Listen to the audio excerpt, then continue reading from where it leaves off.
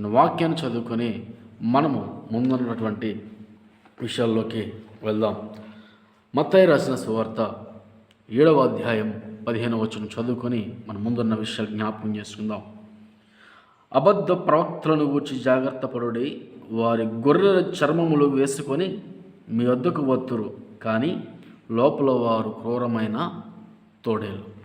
ప్రియమైన దేవుని బిడ్డలారా, సంఘములోకి అబద్ధ ప్రవక్తలు తోడేళ్ల వలె గొర్రె చర్మం కప్పుకొని ప్రవేశిస్తారు అని లేఖనాలు తెలియజేస్తూ ఉన్నాయి.